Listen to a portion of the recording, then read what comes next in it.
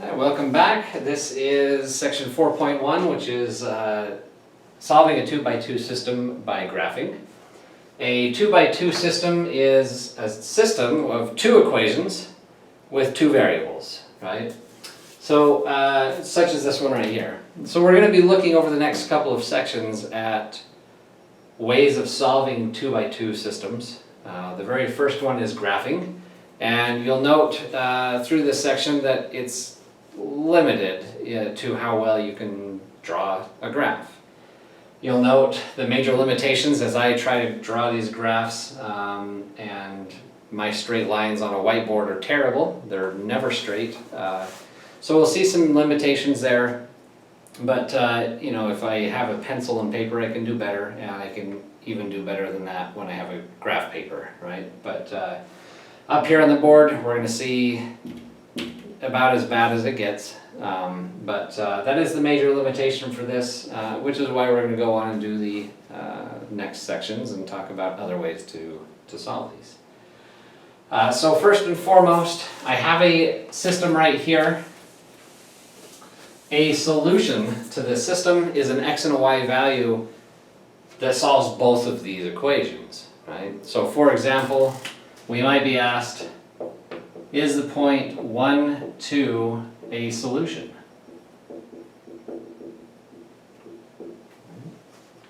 And it's a solution if, when I plug in x, 1 for x and 2 for y, into both of these equations, that they both are true statements. So I'll plug it in. Into the first one, plug it in here. 2 times, well, x is 1, plus 3 times y is 2, equals 8. So that is 2 plus 6 equals 8, and that's true. So it solves the first one, right? And if it does solve the first one, I'm going to check the next one. If it didn't, then I would just stop because it's not a solution. So let's try this next one. Plug this in here. 5 times x, which is 1,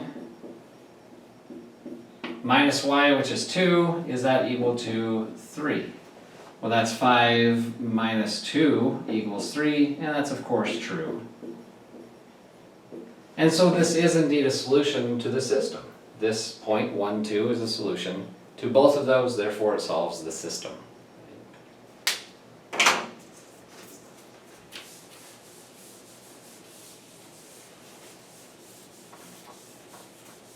Okay. So we can figure out solutions. If I have a system, let's say I have x minus y equals negative 1. Okay. And I have 3x plus y equals 5.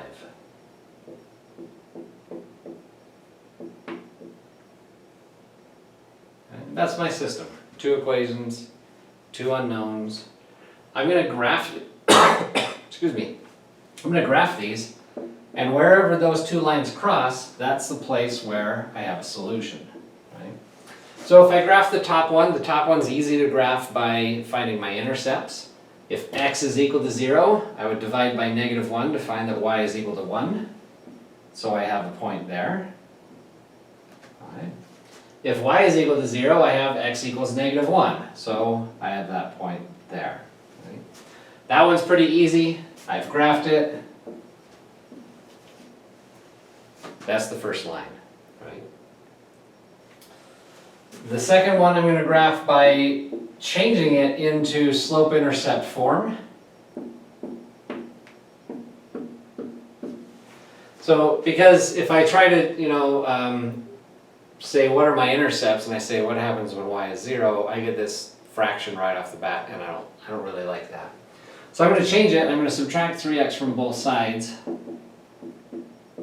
That goes y equals negative 3x plus 5.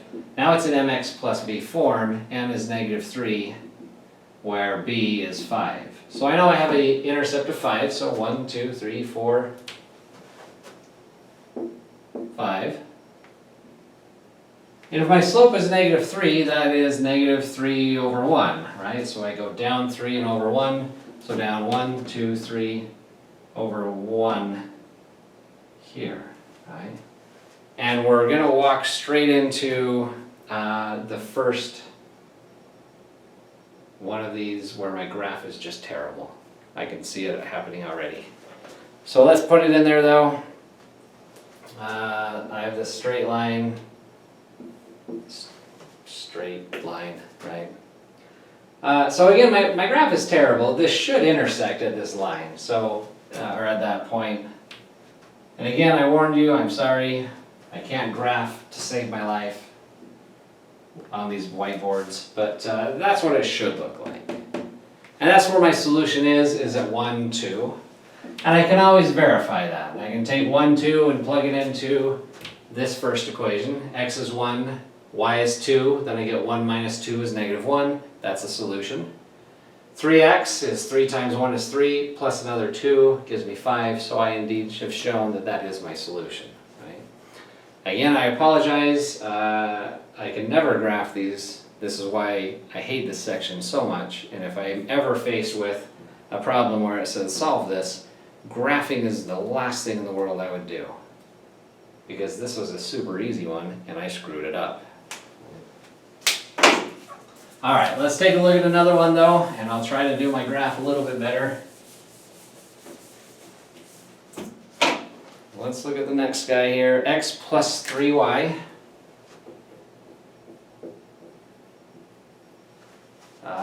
Equals negative 4. And 2x minus y equals 6.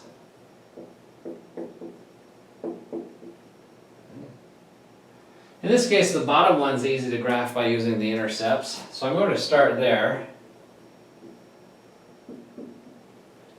One of the things that primarily screwed me up on that last graph is I didn't put my tick marks to start, and therefore I just threw them in and they're all ski-wampus. But throw your tick marks in first if you're not using graph paper. That might save you some heartache. But again, I'm on a whiteboard, and so all the acid in the antacid in the world is not going to clear this heartburn. Let's start with this bottom one though. If y is 0, x is 3 when I divide by 2. So I have that point there. If x is 0, y is negative 6. So 1, 2, 3, 4, 5, 6. And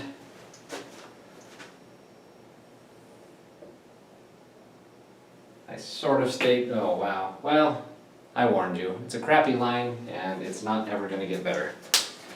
Let's see though, let's see what the top one looks like. The top one's not so great. I can find a first point simply by saying, hey, what happens when y is 0? That means x is negative 4.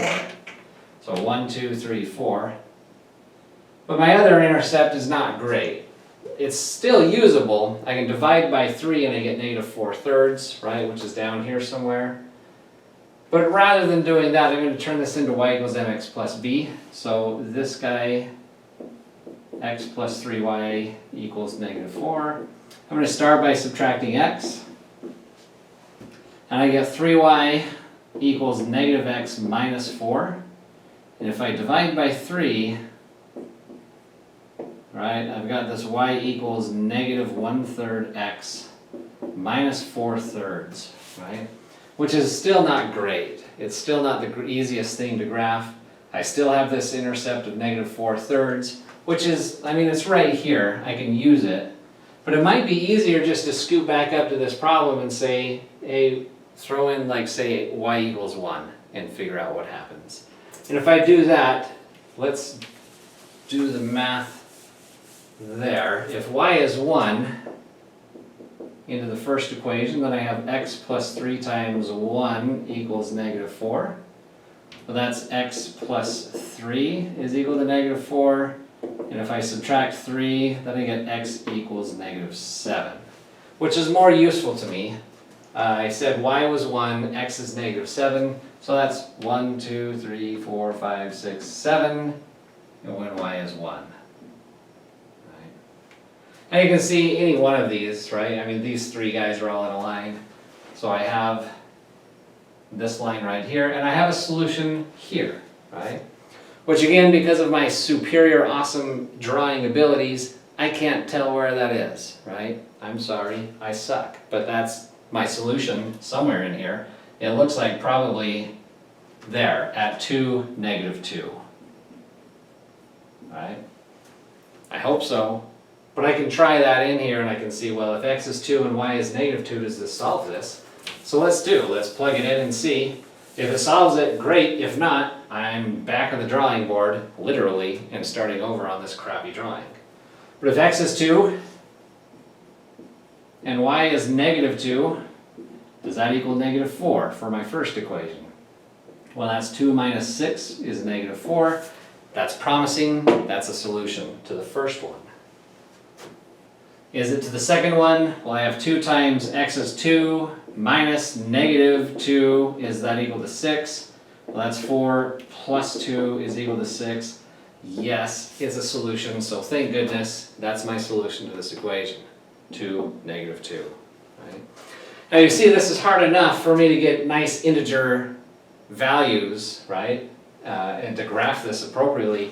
If I have a more difficult solution, my solutions aren't, say, 2 and -2, but like 2.15 and -1.73, there's no way in hell I'm going to get this right. I'll get close, right? If I graph this and they say, all right, it's somewhere there in this region, then good enough. But if I graphed it, there's no way I'd be able to say, oh, my solution is 2.17, comma, -0.94. Not going to happen. Not going to be accurate, right? So that's another limitation, is depending on the types of solutions. Here we're getting just nice whole integers, so it's not terrible. All right. Let's look at one more of those, and then we'll look at 2 different types beyond that.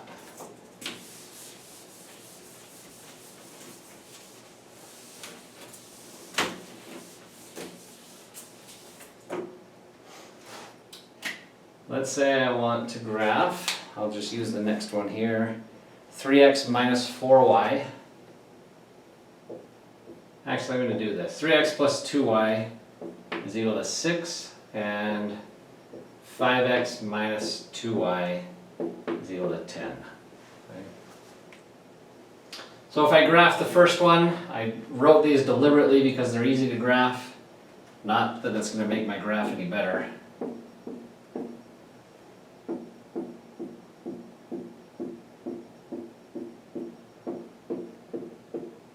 I can't draw a straight line, right? But if I graph the top one, I can say what happens when x is 0. If x is 0, y is 3. If y is 0, x is 2. And I have that one. On the bottom one, if x is 0, dividing each side by -2 gives me y is 5. If y is 0, dividing each side by 5 gives me x is 2. Oh, my bad. On this top one, yoink, yoink, you're not there.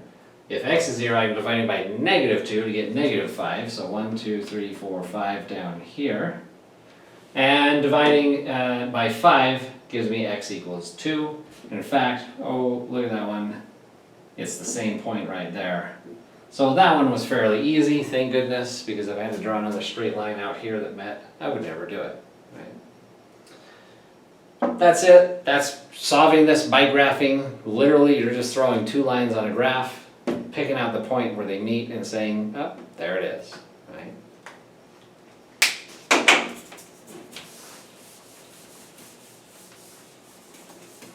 Okay, there's 2 more situations that we want to look at. Let's graph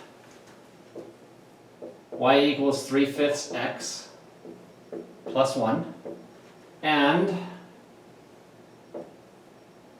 5x minus 3, nope, that's not what I want. 3x minus 5y equals, let's call this 15 to make it easy on me. Okay.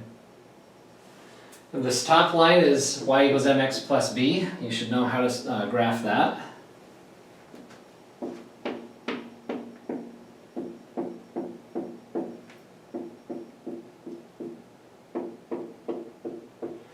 I have an intercept of 1 and a slope of 3/5, meaning from that 1 I go up 1, 2, 3, and over 1, 2, 3, 4, 5.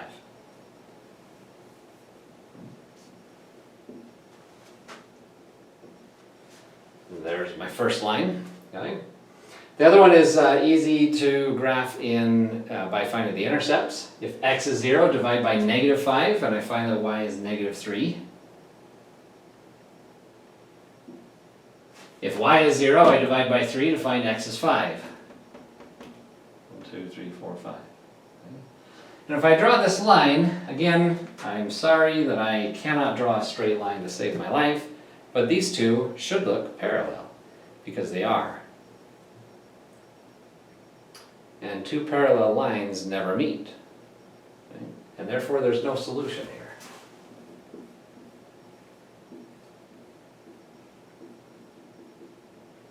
So it is possible for a system to not have a solution, and that happens when those two lines are parallel. There's one last situation here. Let's take a look at it.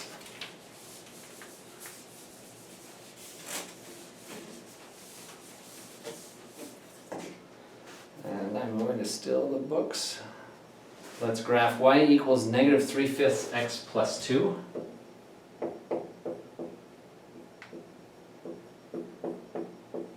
And 3x plus 5y equals 10. Okay. So the top one is nicely put into slope-intercept form for me.